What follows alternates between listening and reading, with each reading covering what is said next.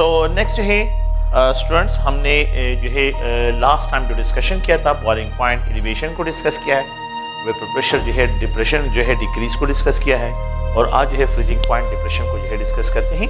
अगर आप देखें तो ये भी कॉलिगेटिव प्रॉपर्टीज में है, और हमने जो है यहाँ पे फिर नॉन इलेक्ट्रोलाइट लेना है, नॉन वोलेटाइल नॉन इलेक्ट्रोलाइट जो इसको सोल्यूशन को डिस्कशन करनी है। कल हमने ये डिस्कशन की है कि प्योर लिक्विड का वेपर प्रेशर जो है ज्यादा होता है, सोल्यूशन का जो वेपर प्रेशर है ये कम होता है। सोल्यूशन जो है ये इसका जो वेपर प्रेशर होता है ये लो होता है, और ये भी जो है सोल्यूशन है। हमने फिर ये डिस्कशन की है कि जितना जो है आप लोगों के पास मोल फ्रैक्शन इंक्रीज होते हैं तो यहाँ पे जो है change in delta P increase होता है। ये कल हमने डिस्कशन की है। यहाँ पे चेंज और भी ज्यादा हो जाता है जितना जो है हम सॉल्यूट पार्टिकल के मोल फ्रैक्शन इंक्रीज करते हैं। फिर हमने ये बात भी की है कि जितना हम टेम्परेचर जो है आप लोग देखिए यहाँ पे ये बॉइलिंग पॉइंट है, तो अगर आप लोगों को याद हो तो मैंने कहा था कि जितना प्रेशर कम होता है तो यहाँ पे बॉइलिंग पॉइंट जो है एलिवेट होता है, तो इसकी एलिवेशन होती है। तो यहाँ पे जो है कि molality of the solution increase होता है तो बॉइलिंग पॉइंट एलिवेट होता है। तो यहाँ तक हमने डिस्कशन की थी।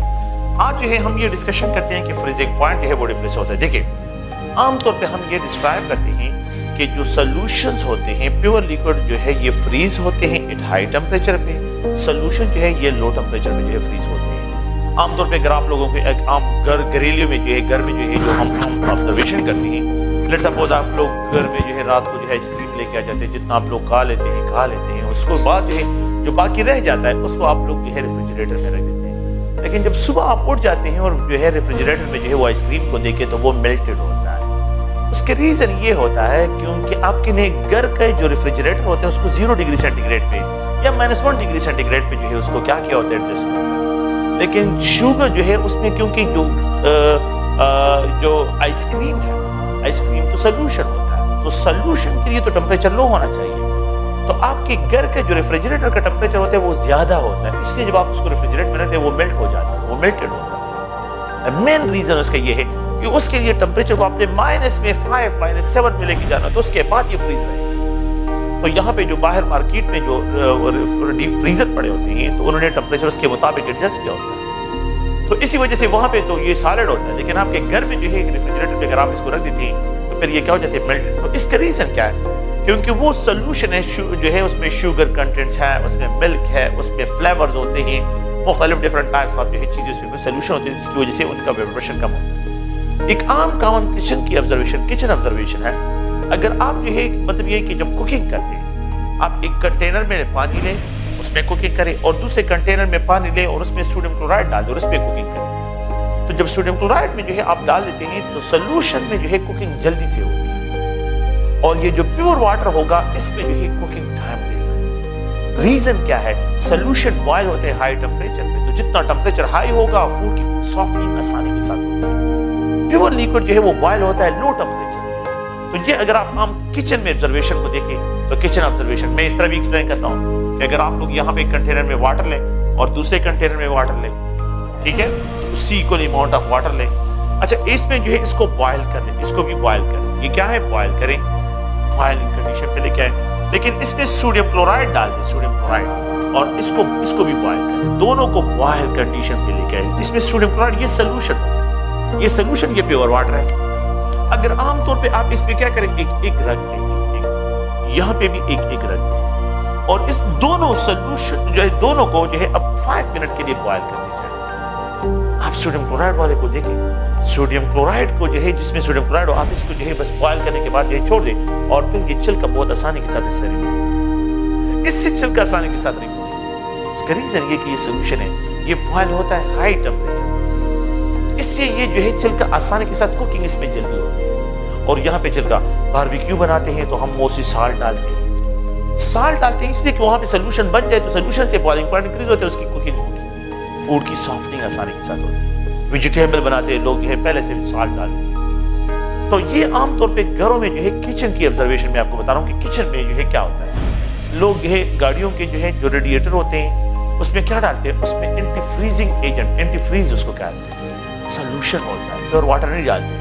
क्योंकि बाहर की कंट्री में, पाकिस्तान में तो नहीं, लेकिन बाहर की कंट्री में जो है टेम्परेचर इतना लो हो जाता है कि वो रेफ्रिजरेटर जो वहां पे जो है आप बिल्कुल जो है जो गाड़ी का रेडिएटर है, वो रेडिएटर जो है उसमें वाटर एक्सपेंड हो जाती है, उसकी जो है बर्स्टिंग, अब यहाँ पे जो है मतलब ये कि जहाँ जिन ममालिक में जो है ये टेम्परेचर बहुत लो हो जाता है, -30 पे चले जाते हैं, तो उनके साथ ये प्रॉब्लम होता है। लेकिन ये जो गल्फ कंट्रीज हैं, सऊदी अरेबिया है, दुबई है, इन ममालिक में अगर आप देखें तो टेम्परेचर बहुत ज्यादा होता है। तो ये लोग क्या करते हैं, सोल्यूशन इसलिए यूज करते हैं क्योंकि इससे बॉइलिंग पॉइंट इंक्रीज होता है, तो वहां पे स्टीम जनरेट होती है, इससे बर्स्टिंग नहीं होती। तो वहां पे जो गाड़ियों का रेडिएटर होता है वो बॉइलिंग पॉइंट की एलिवेशन के लिए करते हैं, सोल्यूशन बनाते हैं बॉइलिंग पॉइंट एलिवेशन, जो गल्फ कंट्रीज है। लेकिन ये जो रशियन स्टेट्स हैं, कैनेडियन स्टेट्स हैं, उसमें जो है अगर आप देखें तो वो लोग इंटरफ्रीज इसलिए डालते हैं कि वो फ्रीजिंग पॉइंट को डिप्रेशन की तरफ लेके जाए। तो ये आमतौर पर ऑब्जर्वेशन है। तो अगर आप लोग देखें तो यहाँ पे जो है अगर आप लोगों को याद हो तो मैंने कहा डिस्कस, तो बॉइलिंग पॉइंट तो एलिवेट होता है जितनी मोलिटी इंक्रीज होती है, लेकिन फ्रीजिंग पॉइंट डिप्रेस होता है। तो फ्रीजिंग पॉइंट की डिप्रेशन होती है। फ्रीजिंग पॉइंट क्या होता है, डिप्रेस होता है। फ्रीजिंग पॉइंट की डिप्रेशन होती है, फ्रीजिंग पॉइंट डिक्रीज की तरफ चला जाता है। तो यहाँ पे अकॉर्डिंग टू दिस कंसेप्ट के delta TF is directly proportional to molality of this solution, molality of the solution. A solution की जिसकी मोलैलिटी ज्यादा होगी तो उसका बॉइलिंग पॉइंट ज्यादा होगा, उसका वेपर प्रेशर कम होगा, उसका फ्रीजिंग पॉइंट कम होगा। ये इस साइड पे नेगेटिव की तरफ जा रहा है। फ्रीजिंग पॉइंट है प्योर लिक्विड का फ्रीजिंग पॉइंट ज्यादा होता है, लेकिन सॉल्यूशन का कम होता है, और जितना कंसंट्रेटेड सॉल्यूशन होगा उसका फ्रीजिंग पॉइंट होगा। तो मैं इस तरह एक्सप्रेस करता हूं कि यहां पे जो है freezing point depression will be maximum. Freezing point depression, concentrated solution freezing point को ज्यादा डिप्रेस करते हैं, फ्रीज होते हैं लो टेम्परेचर पे। ये लो टेम्परेचर पे जो है फ्रीज होते हैं, तो यहां पे इनका फ्रीजिंग पॉइंट लो होगा। देन द डाइल्यूटेड सॉल्यूशन जो है, डाइल्यूटेड सॉल्यूशन, इनका फ्रीजिंग पॉइंट टेम्परेचर हाई होता है। और प्योर लिक्विड जो होते हैं, प्योर लिक्विड जो होता है, प्योर जिसमें कोई सॉल्यूट पार्टिकल ना, उसका फ्रीजिंग पॉइंट टेम्परेचर सबसे मैक्सिमम, ये सबसे हाईएस्ट टेम्परेचर पे फ्रीज होगा। तो जितना कंसंट्रेटेड सॉल्यूशन होगा, फ्रीजिंग पॉइंट सबसे लीस्ट होगा। So according to this concept, the depression in freezing point is directly proportional to the molality of the solution, कि जिस सॉल्यूशन की कंसंट्रेशन ज्यादा होगी वहां पे डिप्रेशन ज्यादा होगा, जो सॉल्यूशन डाइल्यूट होगा उसको वहां पे डिप्रेशन सब कम से कम होगा। तो अगर मैं यहाँ पे concentrated solution, dilute solution, pure liquid की बात करूं, प्योर लिक्विड है, तो आप लोगों ने इस पॉइंट को ज़हन में रखना है कि the depression in freezing point, the depression in freezing point is maximum. Freezing point is maximum. इसको जो है अगर मैं यहाँ पे एक्सप्रेस करता हूँ, फ्रीजिंग पॉइंट जो है ये मैक्सिमम होगा मुख्तलिफ पॉइंट ऑफ व्यू से, A, B, C, D। अगर आप देखिए ये 1 मोलर सोल्यूशन है, 0.2 मोलर सोल्यूशन है, 0.9 मोलर सोल्यूशन है, 0.001 मोलर सोल्यूशन है, तो जो मोर कंसंट्रेटेड सोल्यूशन होगा उसका फ्रीजिंग पॉइंट सबसे ज्यादा डिप्रेस होगा। यहाँ पे जो है अगर आप देखिए ये A है, ये B है, ये C है, ये D है।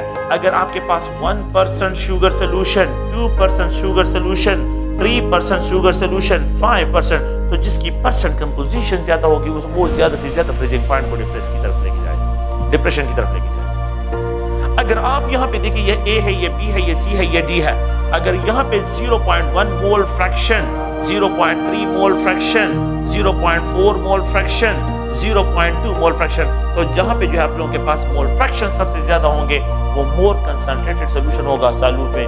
तो जब सॉल्यूट की कंसंट्रेशन होगी फ्रीजिंग पॉइंट डिप्रेशन की तरफ जाएगा। तो आपने देखना है कि जहां पे भी कंसंट्रेटेड सॉल्यूशन होगा वो फ्रीजिंग पॉइंट को ज्यादा डिप्रेस करेगा, और जहां पे डाइल्यूट सॉल्यूशन होगा वहां पे फ्रीजिंग पॉइंट ज्यादा होगा। तो pure liquid freezes at high temperature, dilute solution low temperature, और कंसंट्रेटेड सॉल्यूशन और लो टेम्परेचर पे फ्रीज होगा। तो अगर आप लोग देखें तो यहाँ पे जो है ये delta TF is equal to KF into molality, where KF is called cryoscopic constant. We also call it the molar freezing point depression constant. तो KF is called cryoscopic constant. इसको cryoscopic constant कहते हैं, and it is also called molar freezing point depression constant. Molar freezing point depression constant, ये भी है, इसको कहते हैं molar freezing point depression constant KF। और इसका जो यूनिट है तो KF का जो यूनिट है तो ये डेल्टा T बाय मोलैलिटी, तो that is equal to K per molar, तो केल्विन पर मोलर जो है ये इसका यूनिट जो है यहाँ पे डिस्क्राइब है। अगर आप लोग देखें कौन से कंडीशन पे delta TF will be equal to KF when the concentration of the molality is equal to 1 के बराबर 1 मोलल सोल्यूशन हो। अगर सोल्यूशन की मोलैलिटी 1 हो तो डेल्टा TF और KF वैल्यू सेम हो जाएंगे। कौन से कंडीशन पे delta TF will be greater than KF हो, तो जहां पे मोलैलिटी इज ग्रेटर देन 1 हो, 1 से ज्यादा हो सोल्यूशन की, तो 2 मोलर हो, तो कंसंट्रेटेड सोल्यूशन हो 2 मोलर, तो delta TF will be greater than KF। कौन से कंडीशन में delta TF will be lesser than KF होगा, कि जहां पे जो है molality will be lesser than 1 हो, जहां पे lesser 1 हो, तो वहां पे आप लोगों के पास delta TF will be lesser than KF, ये KF से जो है lesser होगा। द KF जो है ये याद रखिए, ये सॉल्यूट के नेचर पे डिपेंड नहीं करता, ये सॉल्वेंट के नेचर पे डिपेंड करता है। KF depend on the solvent nature, depends on solvent nature। दो डिफरेंट सॉल्वेंट के लिए the value of KF will be different। the KF is equal to, यहाँ पे अगर आप देखिए 1.86, यहाँ पे ये केल्विन पर मोलर जो है आप लोगों के पास वाटर के लिए है, क्योंकि हम एक्वस सोल्यूशन ले रहे हैं, तो यहाँ पे जो है ये आप लोगों के पास K पर मोलर, ये जो है आप लोगों के पास KF के लिए फॉर 1 मोलर सोल्यूशन के लिए डिस्क्राइब होगा। अगर आप लोग देखें तो यहाँ पे जो है मैं इस इक्वेशन को अगर आप लोग देखें तो यहाँ पे ये KF है। यहाँ पे we know that molality is equal to, molality को हमने already W weight divide by molar mass into W1 multiplied by 1000, weight of the solvent, weight of solute. अगर आप लोग देखें तो इस इक्वेशन में अगर मैं इसको पुट करता हूँ, इस इक्वेशन को अगर आप लोग देखें, जो ये इक्वेशन है, so we can also write delta TF is equal to KF into molality, delta TF divided by KF is equal to molality। Now we know that W2, इस इक्वेशन को अगर मैं लिखता हूं तो W2 divided by M2 into W1 multiplied by 1000 is equal to delta F divided by KF के बराबर है। मैं इस वेट को मोलर मास को फाइंड आउट करना है कि what is the molar mass of the solute.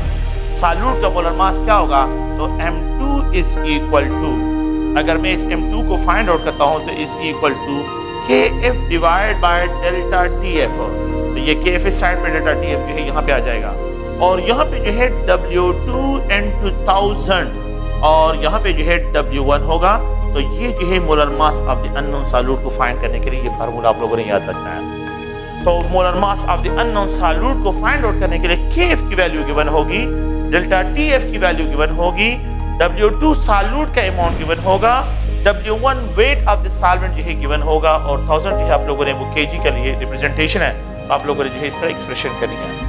अगर आप लोग देखें, मैं यहाँ पे जो है एक न्यूमेरिकल क्वेश्चन जो है डिस्कस करता हूँ कि अगर आप लोगों के पास 2 पॉइंट्स हैं, अगर 1 मोलर यूरिया सोल्यूशन हो, अगर 0.1 मोलर यूरिया सोल्यूशन हो, तो ये फ्रीजिंग पॉइंट को कितना जो है डिप्रेस करेगा। ये डाइल्यूटेड सोल्यूशन, ये कंसंट्रेटेड सोल्यूशन, ये डाइल्यूटेड सोल्यूशन, ये कंसंट्रेटेड सोल्यूशन, तो यहाँ पे फ्रीजिंग पॉइंट कितना डिप्रेस होगा। आप लोग देखें कि यहाँ पे ये delta TF is equal to KF into molality, delta TF is equal to KF किसके बराबर है, मैंने अभी लिखा कि ये 1.86, ये आप लोग प्लीज और देखिए केल्विन पर मोलर के बराबर है, और आप लोग देखिए मोलैलिटी कितनी है, 1 मोलर है, तो delta TF will be equal to 1.86 kelvin, और यहाँ पे जो है पर मोलर होगा। तो मेरे पास यहाँ पे प्योर वाटर फ्रीज होता है 0 डिग्री सेंटीग्रेड पे, तो मेरे पास जो है 1 मोलर सोल्यूशन ये फ्रीज होगा माइनस जो है -1.86 डिग्री सेंटीग्रेड पे, -1.86 डिग्री सेंटीग्रेड पे। मैंने क्या करना है, मेरे पास 0 डिग्री सेंटीग्रेड ज्यादा है, 0 डिग्री सेंटीग्रेड माइनस जो है 1.86 होगा, तो यहाँ पे जो डिफरेंस है अगर आप लोग देखें तो that is also equal to -1.86 जो है। तो प्योर वाटर फ्रीज होता है 0 पे, लेकिन अगर ये 1 मोलर ग्लूकोज सोल्यूशन हो तो फिर ये फ्रीज होगा माइनस जो है यहाँ पे -1.86 डिग्री सेंटीग्रेड पे ये फ्रीज होगा। तो मैं यहाँ पे ये है इस टेम्परेचर पे ये इसकी फ्रीजिंग पॉइंट होगा। अगर मैं क्या करता हूँ, सोल्यूशन को डाइल्यूट करता हूँ, सोल्यूशन क्या है 0.1 मोलर है। अगर सोल्यूशन 0.1 मोलर तो delta TF will be equal to यहाँ पे 1.86 मल्टीप्लाइड 0.1 मोलर, इसकी कंसंट्रेशन क्या है 0.1 मोलर है, तो delta T F will be equal to, अगर ये इसके साथ मल्टीप्लाई करते हैं, अगर मैं इसको ये मल्टीप्लाई करता हूं तो यहाँ पे ये 0.186 जो है यहाँ पे केल्विन पर मोलर इसकी वैल्यू होगी। तो ये डेल्टा टी एफ की वैल्यू जो है इसके बराबर होगी। अब मेरे पास जो है कितना डिप्रेशन होगा, तो अगर मैं देखूं तो यहाँ पे 0 डिग्री सेंटीग्रेड माइनस जो है 0.186 जो है, इसका मतलब ये है कि आप लोगों के पास अब मैंने क्या करना है, ये माइनस 0.186, तो ये 0 डिग्री सेंटीग्रेड पे फ्रीज हो रहा है। अब ये जो है फ्रीज होगा इसको अगर मैं 0.186 डिग्री सेंटीग्रेड पे, और यहाँ पे जो है ये प्योर वाटर जो है 0 डिग्री सेंटीग्रेड पे फ्रीज होता है। आप देखें यहाँ पे डिप्रेशन, जब कंसंट्रेटेड सोल्यूशन है तो डिप्रेशन ज्यादा कास्ट कर रहा है, जब डाइल्यूटेड सोल्यूशन है तो डिप्रेशन कम कास्ट कर रहा है, और जब प्योर लिक्विड है तो वो हाई टेम्परेचर पे जो है क्या हो रहा है, वो आप लोगों के पास फ्रीज हो रहा है। तो ये माइनस साइन में है, 0 से इस साइड पे आ रहा हूं तो यहाँ पे जो है ये क्या होगा, इसको जो है माइनस साइन से एक्सप्रेशन करते हैं। तो कंसंट्रेटेड सोल्यूशन फ्रीज होते हैं लीस्ट टेम्परेचर पे, और डाइल्यूटेड सोल्यूशन फ्रीज होते हैं हाईएस्ट टेम्परेचर पे, जो है इनका फ्रीजिंग पॉइंट होता है। तो आप लोगों ने प्लीज इसको ज़हन में रखना है कि यहाँ पे जो है जो फ्रीजिंग पॉइंट है, फ्रीजिंग पॉइंट डिप्रेशन और बॉइलिंग पॉइंट एलिवेशन जो है इसको हमने डिस्क्राइब करना है, और इस इक्वेशन को भी आप लोगों ने याद रखना है। नेक्स्ट जो है अगर हम देखें तो ये तो अगर आप लोग देखें यहाँ पे जो है फ्रीजिंग पॉइंट डिप्रेशन के लिए हमने डिस्कशन की है। नेक्स्ट एक अनदर कॉलिगेटिव प्रॉपर्टी है, दैट इज ऑस्मोटिक प्रेशर, उसको ऑस्मोटिक प्रेशर डिस्क्राइब करते हैं।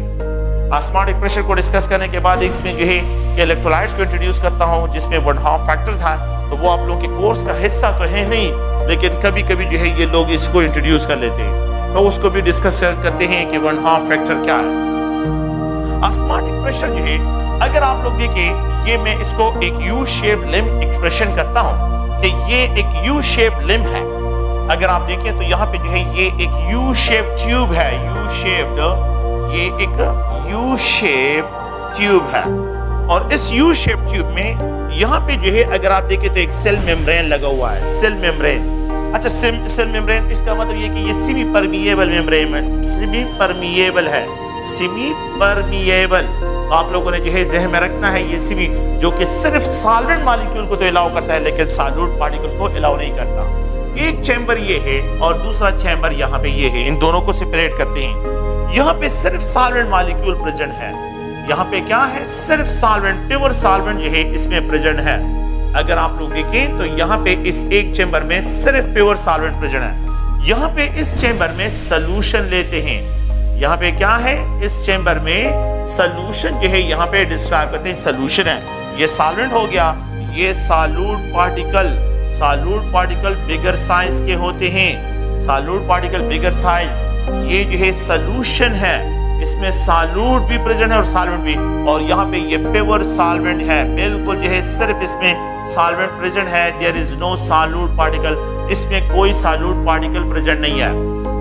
अगर आप देखें यहाँ से ये सेमी परमिएबल मेम्ब्रेन है, तो ये सॉल्वेंट मॉलिक्यूल जो है from the solvent into the solution जो है मूव करते हैं through this semi permeable membrane.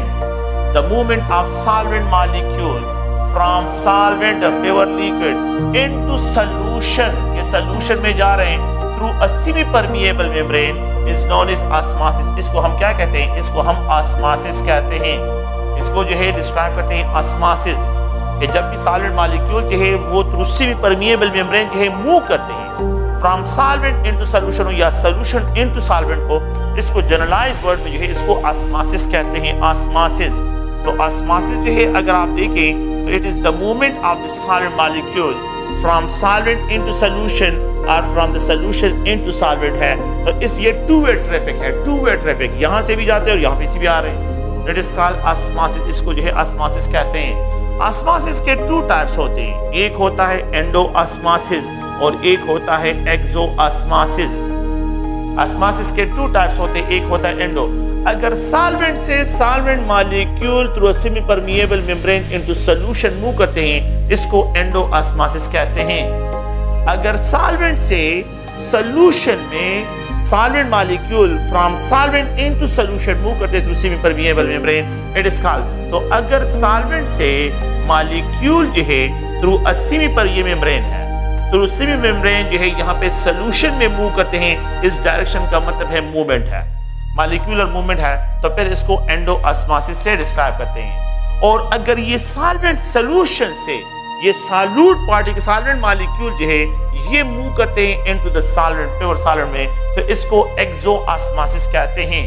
तो अगर सोल्यूशन से ये पॉइंट जो है मैं रखें कि अगर सोल्यूशन से मॉलिक्यूल सोल्यूशन से सॉलिड मॉलिक्यूल जो है through semi permeable membrane move करे इनटू प्योर सॉल्वेंट की तरफ, तो फिर इसको हम क्या कहते हैं, एक्सोऑस्मोसिस कहते हैं। ये एक्सोऑस्मोसिस ये टू वे ट्रैफिक है, यहाँ से भी मॉलिक्यूल, लेकिन the flow of molecule solvent से सोल्यूशन में ज्यादा होता है, यहाँ से बहुत कम होता है, इस साइड से ट्रैफिक जो है बहुत कम होता है। तो होता क्या है कि यहाँ पे जो है ये ड्रॉप हो जाता है, ये क्या है, ये ड्रॉप होता जाता है और यहाँ पे जो है ये इंक्रीज होता है।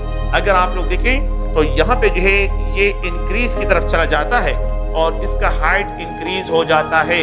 तो इनिशियली ये हाइट था और अब ये हाइट, और इस हाइट पे ये स्टॉप हो जाता है, इस हाइट पे लेट्स सपोज ये स्टॉप हो जाता है और इस हाइट पे ये, इसका मतलब ये हुआ कि the net movement of this solid molecule from solvent into solution ये स्टॉप हो गया। तो इसको कौन स्टॉप कर रहा है, the weight of solution, the weight of solution which is responsible to stop the solvent molecule from the solvent into the solution is known as osmotic pressure। इसको osmotic pressure कहते हैं। तो osmotic pressure जो है it is also called, अगर ये water हो तो इसको हाइड्रोस्टैटिक प्रेशर भी कहते हैं। ये क्या है, हाइड्रोस्टैटिक प्रेशर भी है। तो यहाँ पे जो है ये पाई जो है ये osmotic pressure को एक्सप्रेस करता है। तो अगर the weight of solution which is responsible, the mechanical pressure या the weight of the solution which is responsible to stop the movement of solid molecule from solvent into solution, इसको हम osmotic pressure से describe करते हैं। osmotic pressure we know that, अगर आप लोग देखिए मैं इस तरह एक्सप्रेशन करता हूँ कि ये PV is equal to nRT, osmotic pressure can be expressed by pi से इसको एक्सप्रेस करते हैं। तो we can also write कि ये osmotic pressure into volume, और ये N और यहाँ पे जो है ये T है, nRT है, ये nRT। तो ये V अगर मैं यहाँ से क्रॉस करूं तो यहाँ पे लेके आ सकते हैं। अगर आप लोग देखें osmotic pressure is equal to nRT by V, अगर देखिए osmotic pressure is direct proportional to the number of moles of solute, तो सॉल्यूशन जितना कंसंट्रेटेड होगा उसका ऑस्मोटिक प्रेशर ज्यादा होगा। ओके, अगर आप N बाय V को देखें तो osmotic pressure N by V is also equal to concentration. तो we can also write CRT, osmotic pressure is also directly proportional to concentration। तो जो solution more concentrated होगा उसका osmotic pressure ज्यादा होगा। तो concentrated solution have more osmotic pressure while the dilute solution have low osmotic pressure। while अगर आप लोग देखें तो यहाँ पे pure liquid हो तो उसका osmotic pressure जो है सबसे least होगा। तो solution that is more concentrated तो उसका ऑस्मोटिक प्रेशर इतना ज्यादा होगा। अगर आप लोग एक और पॉइंट को देखें, मेरे पास टेम्परेचर है, हाई टेम्परेचर पे ऑस्मोटिक प्रेशर भी ज्यादा, और यहाँ पे टेम्परेचर कम करता हूं तो ऑस्मोटिक प्रेशर भी कम होता है, ऑस्मोटिक प्रेशर भी कम होता है। टेम्परेचर को अगर मैं और कम कर लेता हूं तो ऑस्मोटिक प्रेशर और कम होता है। तो टेम्परेचर और ऑस्मोटिक प्रेशर में डायरेक्ट रिलेशनशिप है। So there is a direct relationship between the pressure, the osmotic pressure and temperature, and there is a direct relationship between the concentration, कि concentration तो concentration के साथ जो है इसका क्या है, डायरेक्ट रिलेशनशिप जो है osmotic pressure को यहाँ पे डिस्क्राइब करना है। तो आप लोग प्लीज देखें, temperature increase osmotic pressure increase, temperature decrease osmotic, तो लीस्ट टेम्परेचर पे लो आप लोगों के पास osmotic pressure होगा और हाई टेम्परेचर पे osmotic pressure जो है ये ज्यादा डिस्क्राइब होता है। अगर आप इस पॉइंट को गौर से देखें, इस इक्वेशन को जो है मैं एक्सपेंड करता हूं, इस इक्वेशन को अगर आप लोग देखें तो ये ऑस्मोटिक प्रेशर है and it is equal to nRT by V। We also know that number of mole is equal to mass of a substance divided by molar mass. We can also express W2 divided by जो है M2 molar mass of the solute है। तो अगर आप इस equation को देखिए, इस इक्वेशन को, तो इस इक्वेशन को मैं इस तरह भी एक्सप्रेस कर सकता हूं कि यहाँ पे जो है W2 M2, और आप यहाँ पे देखें ये R जो है ये T है। तो आप प्लीज गौर से देखें कि यहाँ पे जो है ये क्या है, ये वॉल्यूम है। तो मैंने N की वैल्यू लिखी है, number of moles of solute. अगर ये W2 आप लोग एक्सप्रेस करना चाहते हैं तो कर भी सकते हैं, नहीं करना चाहते तो कोई मसला नहीं है, यहाँ पे वॉल्यूम है। Osmotic pressure is equal to W weight of a solute. Present in a given amount of solvent, यहाँ पे ये मोलर मास और ये RT है। We know that W by V is also called concentration. We can also describe W by V is also called density. इसको density भी कह सकते हैं। तो जो जितना कंसंट्रेटेड सोल्यूशन होगा मोर डेंसर सोल्यूशन भी होगा। तो इसमें आप कंफ्यूज ना हो, तो इन दोनों का जो रेशो होगा we can also write is a CRT by M जो है molar mass. Osmotic pressure is direct proportional to concentration, is directly proportional to temperature but inversely proportional to the molar mass। तो molar mass of the solute के साथ इसका क्या है, inverse relation यहाँ पे डिस्क्राइब करते हैं। Osmotic pressure is equal to CRT जो है बाय M, यहाँ पे जो है molar mass of the solute के साथ इसका इनवर्स रिलेशन है। अगर एक ग्लूकोज मॉलिक्यूल है और दूसरा यूरिया है, तो यूरिया का ग्लूकोज मॉलिक्यूल को अगर आप लोग देखें तो ग्लूकोज मॉलिक्यूल का जो है 180 ग्राम मोलर मास है, और यहाँ पे यूरिया को अगर आप लोग देखें तो यूरिया का जो मोलर मास है वो 60 ग्राम है। तो जिसका मोलर मास कम होगा उसका ऑस्मोटिक प्रेशर ज्यादा होगा, जिसका मोलर मास ज्यादा है तो उसका वो कम ऑस्मोटिक प्रेशर एक्सर्ट करेगा। तो यहाँ पे मोलर मास के साथ इसका इनवर्स रिलेशन है, और यहाँ पे कंसंट्रेशन और टेम्परेचर के साथ इसका डायरेक्ट रिलेशनशिप जो है हम यहाँ पे डिस्क्राइब करते हैं। तो osmotic pressure is equal to, ये इक्वेशन अगर आप 18 के ईटा के पेपर में देखें तो ये प्रेजेंट भी है। तो उन्होंने जो है ये नहीं कहा है कि आप लोग जो है ऑस्मोटिक प्रेशर कैलकुलेट करें, उन्होंने सिर्फ मैथमेटिकल रिलेशन डिमांड की है कि कौन से मैथमेटिकल रिलेशन के जरिए हम ऑस्मोटिक प्रेशर को डिस्क्राइब करते हैं। तो वो जो है ये इक्वेशन जो है उन्होंने यहाँ पे एक्सप्रेशन इसमें की है। अगर आप लोग देखें तो मैं यहाँ पे क्वेश्चन जो है बिल्कुल इस तरह कि a solution having more osmotic pressure, मैंने यहाँ पे डिस्कशन की है। Solution which exert more osmotic pressure, which exert more osmotic pressure, more osmotic pressure जो कि ऑस्मोटिक प्रेशर को ज्यादा एक्सर्ट करता है, ABCD। जो कंसंट्रेटेड सॉल्यूशन होगा तो 1% शुगर, 2% शुगर, 3% शुगर और 4%, तो जिसकी परसेंट कंपोजिशन ज्यादा होगी ये ABC और ये D है। तो यहाँ पे मैं एक्सप्रेस करता हूँ कि 1 मोलर, 2 मोलर, 3 मोलर सॉल्यूशन और 5 मोलर, तो जिसकी कंसंट्रेशन ज्यादा होगी। और यहाँ पे अगर मैं लिखता हूँ ABCD, अगर आप देखिए 0.1 mole fraction, 0.2 mole fraction, 0.4 mole fraction, 0.3 mole fraction है, तो जिसके मोल फ्रैक्शन ज्यादा उस सॉल्यूशन का ऑस्मोटिक प्रेशर सबसे ज्यादा होगा। अ सॉल्यूशन व्हिच एक्सर्ट, यहाँ पे ABC और ये D है, तो यहाँ पे मैं एक्सप्रेस करता हूँ 100 डिग्री सेंटीग्रेड, यहाँ पे 273 केल्विन टेम्परेचर, यहाँ पे 300 केल्विन टेम्परेचर, और यहाँ पे अगर मैं एक्सप्रेस करता हूँ, अगर आप लोग देखें तो 50 डिग्री सेंटीग्रेड, तो 100 डिग्री सेंटीग्रेड सबसे हाई टेम्परेचर है, तो इस टेम्परेचर पे ऑस्मोटिक प्रेशर जो है सबसे ज्यादा होगा। अगर आप लोग देखें सॉल्यूशन हैविंग मैक्सिमम जो है ऑस्मोटिक प्रेशर जो है उसके लिए डिस्क्राइब करता हूँ, तो आप लोगों ने इन सारे पॉइंट्स को जो है क्या करना है, जहन में रखना है कि ये परसेंट कंपोजिशन में गिवन हो, मोलैलिटी में गिवन हो, मोल फ्रैक्शन में गिवन हो, या टेम्परेचर वाइज अगर आपको गिवन हो, तो ऑस्मोटिक प्रेशर जो है आप लोगों ने इस तरह इसकी एक्सप्रेशन करनी है। ऑस्मोटिक प्रेशर जो है आमतौर पे अगर हम देखें तो ऑस्मोटिक प्रेशर के जरिए जो है अगर आप लोग देखें ये वैल्यू सारे कैलकुलेशन कर सकते हैं कि osmotic pressure is equal to W जो है weight divide by molar mass into जो है अगर आप देखें तो RT, मैं इस तरह एक्सप्रेशन करता हूं और यहाँ पे V है। वी कैन आल्सो डिस्क्राइब कि यहाँ पे जो है, बल्कि बस मैं इस तरह डायरेक्ट लिखता हूँ कि ये M को मैं बाहर निकाल लेता हूँ, W divide by pi RT into V जो है अगर आप देखें तो molar mass of the unknown substances को आप लोग यहाँ से फाइंड आउट कर सकते हैं। Now this relation is used to find the molar mass of solute। Molar mass of the solute को फाइंड आउट करने के लिए जो है ये रिलेशन आप लोगों ने यूज करना है। ऑस्मोटिक प्रेशर गिवन होगा, वेट गिवन होगा, RT वैल्यू, और यहाँ पे जो है ये V आप लोगों के पास है।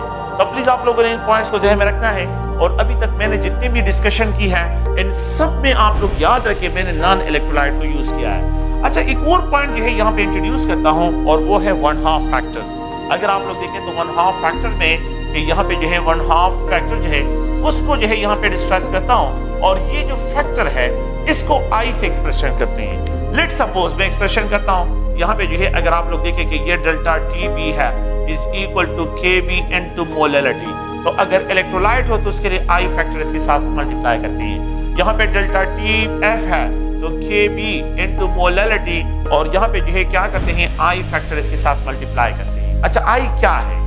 अगर मैं एक इलेक्ट्रोलाइटिक सोल्यूशन लेता हूँ, सोडियम क्लोराइड है, और इसको वाटर में डाल लेता हूँ, तो जब ये सोडियम क्लोराइड, तो ये सोडियम आयन प्रोड्यूस करता है और क्लोराइड आयन प्रोड्यूस करता है। ये वाटर में डिसॉल्व होता है सोडियम आयन, क्लोराइड आयन, अगर मैं कैल्शियम क्लोराइड को वाटर में डाल देता हूं तो ये कैल्शियम आयन प्रोड्यूस करता है और 2 क्लोराइड आयन प्रोड्यूस करता है।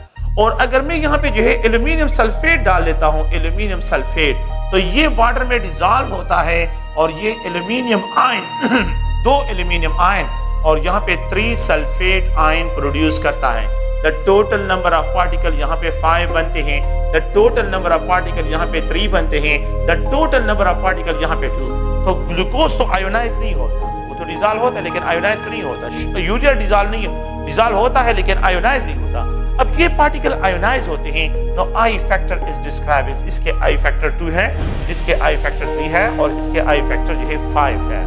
अब अगर मैं आपको ये कहूँ, अगर आप लोग गौर से देखें delta TB is equal to KB into molality और यहाँ पे आई फैक्टर कि 1 molal sodium chloride solution boiling point को कितना क्या करेगा, इंक्रीज करेगा। तो आप ये याद रखें कि delta TB will be equal to यहाँ पे जो है ये 0.53 0.52 और मोलैलिटी जो है 1 मोलल होगा, लेकिन मल्टीप्लाइड ये कितने पार्टिकल प्रोड्यूस करता है, ये 2। तो ये 2 पार्टिकल आप लोगों ने इसके साथ मल्टीप्लाई करना है। ये 2 पार्टिकल जो है आप लोगों ने इसके साथ क्या करने हैं, ये आई फैक्टर इलेक्ट्रोलाइट के लिए 2 मल्टीप्लाई करने आप लोगों ने। तो जब ये इसके साथ मल्टीप्लाइड होगा तो delta TB will be equal to ये 2 टाइम ऑफ 0.52 मल्टीप्लाइड 2। अगर ये मैं इसके साथ मल्टीप्लाई करता हूँ तो ये राउंड अबाउट जो है 1.04 जो है, अगर आप इसकी वैल्यू को देखें तो आप लोगों के पास इसकी वैल्यू आ जाएगी। अब मैंने क्या करना है कि मेरे पास जो है 100 डिग्री सेंटीग्रेड तो नॉर्मल जो है नॉर्मल बॉइलिंग पॉइंट है, normal boiling point 100 degree centigrade of water का। अगर मैं सोडियम क्लोराइड डाल दूं 1 मोलर, अगर सोडियम क्लोराइड सॉल्यूशन में प्रेजेंट हो तो वो बॉइलिंग पॉइंट को कितना जो है एलिवेट करता है। तो boiling point delta TB elevation कितना होगा, 1.04 डिग्री। अब अगर आप इन दोनों को सम अप करें 101.04 डिग्री सेंटीग्रेड पे ये बॉइल होगा। ये 101.04 डिग्री सेंटीग्रेड पे ये बॉइल होगा। आप लोग देखें, जब मैंने शुगर की बात की थी, ग्लूकोज की बात की है या यूरिया की बात की है, मैंने ये आई फैक्टर को डिस्कस नहीं किया है। मैंने सिर्फ ये कहा है कि 0.52 मल्टीप्लाइड जो है 1 मोलर होगा। तो 100 डिग्री सेंटीग्रेड के साथ मैंने डायरेक्टली 0.52 तो 100.52 डिग्री सेंटीग्रेड पे अगर 1 मोलर ग्लूकोज सॉल्यूशन प्रेजेंट हो तो 100.52 डिग्री सेंटीग्रेड पे, लेकिन अगर 1 molar sodium chloride solution present हो तो ये 101। तो मतलब क्या है कि सोडियम क्लोराइड ज्यादा बॉइलिंग पॉइंट को एलिवेट करता है। क्यों? क्योंकि वो आयनाइज होकर 2 पार्टिकल प्रोड्यूस करता है। कैल्शियम क्लोराइड के लिए 3 मल्टीप्लाई करते हैं, एल्यूमिनियम सल्फेट के लिए आपने 4 मल्टीप्लाई करना है। तो अगर मैं आपको ये कहूं, अगर आप लोग गौर से देखिए इस पॉइंट को कि द मैक्सिमम जो है the maximum boiling point elevation is observed for the solution कौन से सॉल्यूशन के लिए जो है ऑब्जर्व होगा, A है, B है, C है और D है। अगर मैं यहाँ पे 1 मोलर सोडियम क्लोराइड, 1 मोलर जो है आप लोगों के पास ग्लूकोज, 1 मोलर जो है अगर आप देखें यहाँ पे जो है एल्यूमिनियम सल्फेट और यहाँ पे जो है 1 मोलर जो है यूरिया, तो जो maximum number of particle produce करेगा वो बॉइलिंग पॉइंट को मैक्सिमम क्या करेगा, वो इंक्रीज करेगा। तो ये 5 पार्टिकल प्रोड्यूसर है, तो जितने नंबर ऑफ पार्टिकल प्रोड्यूस करेगा 5 मल्टीप्लाइड इसके साथ होगा तो ये बॉइलिंग पॉइंट को बहुत ज्यादा इंक्रीज करेगा।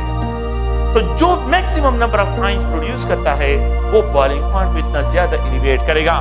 तो अगर आप लोग देखें यहाँ पे इस पॉइंट को ज़हन में रखें कि delta TB is directly proportional to number of particle के साथ।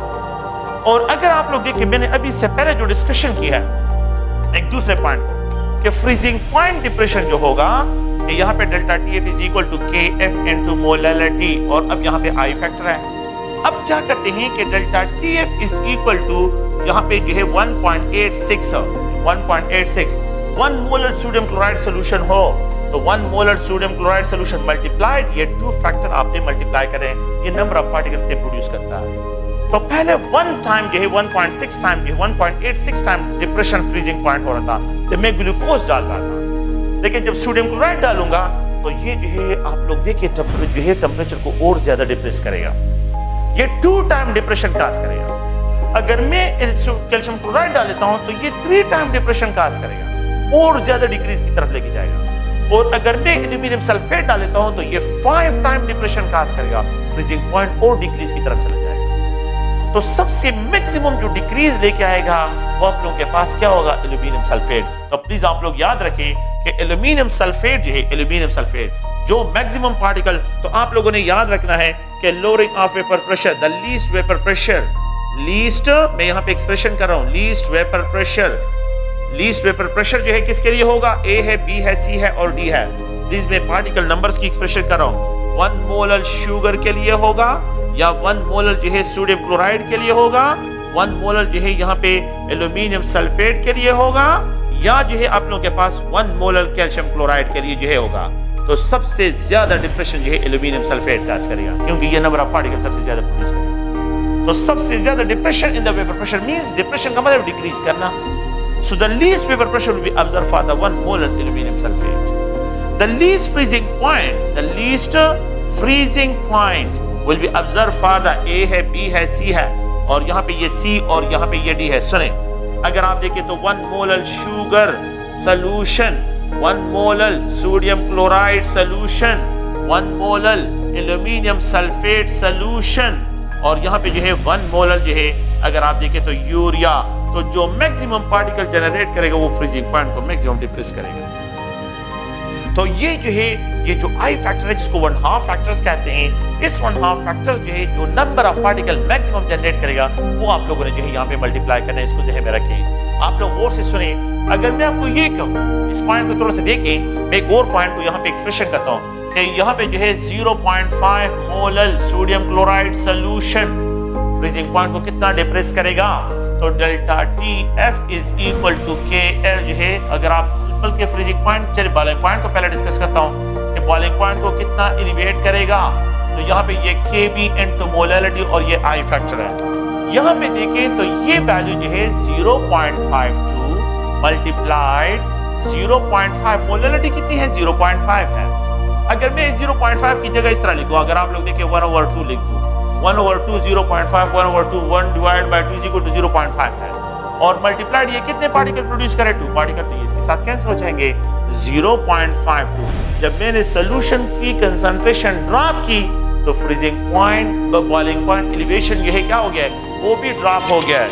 वो जो है क्या हो गया, यहाँ पे ड्रॉप हो गया है। जब मैंने क्या किया है, अगर आप इस इक्वेशन को देखें, जब मैंने सोडियम क्लोराइड की कंसंट्रेशन को ड्रॉप कर लिया है तो फिर आपके पास अब फ्रीजिंग पॉइंट है, आप लोगों के पास क्या होगा, 0.52 पे इतना बॉइलिंग पॉइंट एलिवेट होगा। 0.52 टाइम जो है फ्रीजिंग पॉइंट एलिवेट होगा। अगर मैं जो है क्या करता हूं, देखिए 1 मोलर सोल्यूशन लेता हूं, तो 1 मोलर में 2 मल्टीप्लाई कर दिया तो 1.04 जो है बॉइलिंग पॉइंट पे एलिवेशन हो रहा है सोडियम क्लोराइड। अगर 1 मोलर सोल्यूशन लेता हूं तो 1 मोलर जो है 1.04 डिग्री सेंटीग्रेड इंक्रीज लेके आता है। लेकिन अगर मैं जो है ये हाफ मोलर लेता हूं, कंसंट्रेशन को ड्रॉप कर लिया है, तो फिर यहाँ पे 0.52। अगर आप देखें 1 मोलर ग्लूकोज सोल्यूशन मैंने लिखा है, 1 मोलर ग्लूकोज सोल्यूशन, जो ग्लूकोज सोल्यूशन जितना बॉइलिंग पॉइंट को एलिवेट करता है तो 0.5 मोलर ऑफ सोडियम क्लोराइड भी इतना बॉइलिंग पॉइंट को एलिवेट करता है। 0.5 molar solution of sodium chloride वो भी बॉइलिंग पॉइंट पे इतना एलिवेट कर रहा है, और 1 मोलर ग्लूकोज भी इतना एलिवेट कर रहा था। मैंने एक कैलकुलेशन आप लोगों को की है, ये जो है बॉइलिंग पॉइंट पे इतना एलिवेट, जितना ये एलिवेट करते हैं द सेम जो है ये भी एलिवेट करता है। इतनी अमाउंट में जो है 0.5 मोलर सोडियम क्लोराइड जो है ये भी एलिवेट करता है। तो आप लोगों ने प्लीज ध्यान में रखना है कि यहाँ पे जो है डेल्टा टी, ये आई फैक्टर जो है आप लोगों ने इसमें जो है मल्टीप्लाई करना है। Okay, a solution having maximum osmotic pressure, कौन से सॉल्यूशन, अ सॉल्यूशन, यहाँ पे लिख रहा हूँ एक अनदर क्वेश्चन लिख रहा हूँ कि solution having maximum osmotic pressure, having maximum osmotic pressure, जिसका osmotic pressure क्या हो, सबसे मैक्सिमम हो। तो मैं यहाँ पे लिख रहा हूँ A है, B है, C है, और यहाँ पे जो है अगर आप देखें D है, तो 1 मोलर यूरिया सोल्यूशन, 1 मोलर जो है सोडियम क्लोराइड सोल्यूशन, 1 मोलर जो है अगर आप लोग देखें यहाँ पे कैल्शियम क्लोराइड सोल्यूशन, 1 मोलर जो है एल्यूमिनियम सल्फेट सोल्यूशन। तो जो आप लोगों के पास क्या होगा, ये सोल्यूशन, इसका ऑस्मोटिक प्रेशर सबसे ज्यादा होगा क्योंकि ये पार्टिकल नंबर 5 जनरेट करता है। तो जो नंबर ऑफ द पार्टिकल को मैक्सिमम जनरेट करता है वो फ्रीजिंग पॉइंट को मैक्सिमम डिप्रेस करता है, बॉइलिंग पॉइंट को मैक्सिमम इंक्रीज करता है, वेपर प्रेशर को डिक्रीज करता है, ऑस्मोटिक प्रेशर को इंक्रीज करता है। सो जो नंबर ऑफ पार्टिकल ज्यादा प्रोड्यूस करते हैं, ऑस्मोटिक प्रेशर इंक्रीज, याद रखें, boiling point increase, vapour pressure decrease, freezing point decrease. तो दो फैक्टर डिक्रीज, एक फैक्टर जो है आप लोगों के पास है, दो फैक्टर डिक्रीज, दो फैक्टर इंक्रीज होते हैं। फ्रीजिंग पॉइंट डिप्रेस होता है, वेपर प्रेशर डिक्रीज होता है, और बॉइलिंग पॉइंट इंक्रीज और ऑस्मोटिक प्रेशर इंक्रीज होते हैं। तो दो इंक्रीज, और ये आप लोगों ने प्लीज ध्यान में रखने हैं, ये 1/2 फैक्टर में जो है इस कंसेप्ट को हम यहाँ पे इंट्रोड्यूस करते हैं। तो 1/2 फैक्टर में इलेक्ट्रोलाइट्स की बात करते हैं कि जितने the number of electrolytes increase होते हैं, आप लोगों के पास ये पॉइंट ध्यान में रखिए। ओके, थैंक यू, शुक्रिया।